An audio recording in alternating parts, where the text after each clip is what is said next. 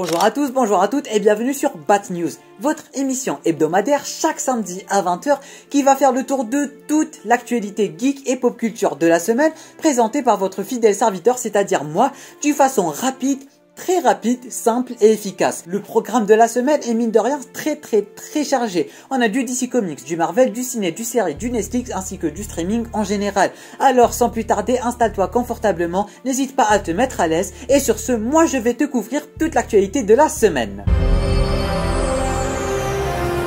Du côté de DC Comics, le deuxième film de Joker s'officialise et Todd Phillips sera bel et bien de retour pour coécrire le film. La production de Shazam Fury of the Gods a officiellement commencé. Zack Snyder nous a révélé que Man of Steel devait bel et bien se passer dans l'univers de Batman The Dark Knight et que l'acteur Joseph Gordon devait jouer Batman. On avait vu ça dans la scène post-crédit. Ça aurait pu être sympa, mais j'aime bien le Snyderverse qu'on a maintenant. Très grosse rumeur qui est en train de naviguer sur les réseaux sociaux qui parle du fait que Disney pourrait bel et bien acheter DC Comics.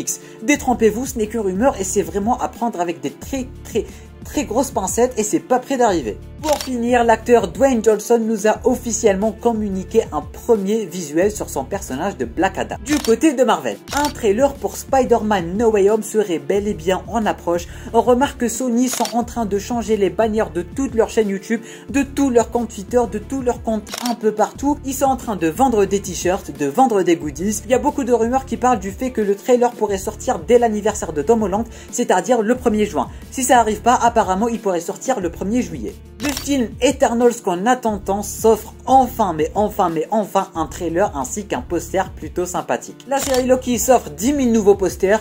On s'y est habitué. Très grosse rumeur qui parle du fait que Square Enix serait en train de développer un jeu Gardien de la Galaxie. S'ils vous disent quelque chose, c'est parce que c'est eux qui ont développé le jeu Marvel's Avengers. Qu'est-ce que ça va donner? Est-ce que c'est vrai? Est-ce que c'est faux? On verra bien dans le futur. Deux films Marvel non officialisés et dont on connaissait pas l'existence ont été décalé. Le premier était censé sortir en octobre 2022. Il est repoussé au 6 octobre 2023. Pourquoi on nous dit ça? Je sais pas. Et le deuxième devait sortir en novembre 2023 et il est repoussé d'une semaine. Pourquoi on nous dit ça aussi? J'en ai absolument aucune idée. Encore une rumeur, décidément, on n'en finit pas avec les rumeurs durant cette vidéo. Apparemment, le lézard de The Amazing Spider-Man ainsi que le rhino de The Amazing Spider-Man 2 ainsi que le bouffon vert de Spider-Man de Sam Raimi seraient bel et bien présents dans Spider-Man No Way Home. Et apparemment, le bouffon vert pourrait même être le big bad principal de ce film. Qu'est-ce que ça va donner? Ça aussi, on va voir dans le futur. Parce que ce film, très clairement, il est en train vraiment de nous hyper pour rien à mon avis. Ou pas. Le film Doctor Strange in the Multiverse of Madness s'offre mine de rien une description qui va vraiment nous servir à rien. Écoutez ce qu'ils ont à dire. Doctor Strange jouera toujours avec la pierre du temps. Wanda jouera toujours avec le Darkhold. Et Sam Raimi est maintenant à la réalisation. En d'autres termes, on devrait s'attendre à tout dans ce multivers de folie.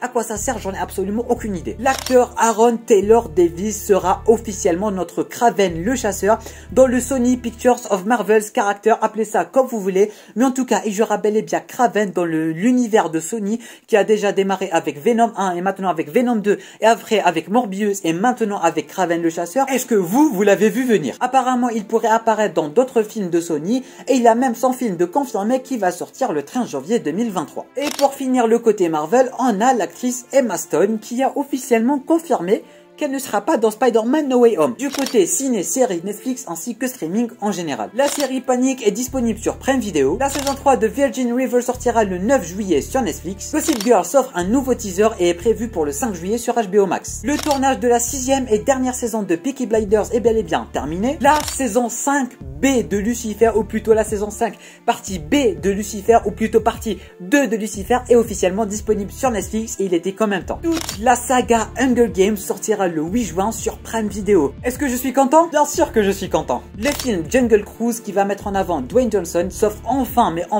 une bande-annonce et sortira le 28 juillet. Dans les salles de cinéma, ça fait longtemps que je l'ai pas dit. La saison 2 de Mortel sortira le 2 juillet. Le retour de Dexter s'offre un nouveau trailer. La saison 4 de Cobra Kai s'offre un nouveau teaser. Ici, vous avez le programme de Netflix ainsi que de Amazon Prime Video pour le mois de juin. N'hésitez pas à mettre sur pause si ça vous intéresse et prendre un petit screen. La 11e et dernière saison de Shameless sortira le 15 juin sur Prime Video. La saison 2 de Ragnarok est disponible sur Netflix. La saison 2 de The A-List sera disponible le 25 juin sur Netflix. Les 3 films Taken seront disponibles le 15 juin sur Netflix. Netflix. Le deuxième spin-off de Game of Thrones est officiellement en développement. Le film Escape Game s'offre officiellement un deuxième film et sera nommé Escape Room, le tournoi des champions. Et pour terminer, on a un trailer pour la saison 5 de Rick et Morty. Et voilà, team, c'est terminé pour ce numéro de votre émission Bad News. J'espère en tout cas qu'elle vous aura plu et que vous l'aurez apprécié. Si c'est le cas, n'oublie pas de mettre le petit pouce bleu. N'hésite pas de t'abonner à la chaîne YouTube ainsi que d'activer les notifications pour être là samedi prochain à 20h. N'hésite pas aussi de partager un maximum. Et sur ce, moi je vous dis à très bientôt pour une toute nouvelle vidéo. C'était Namiat,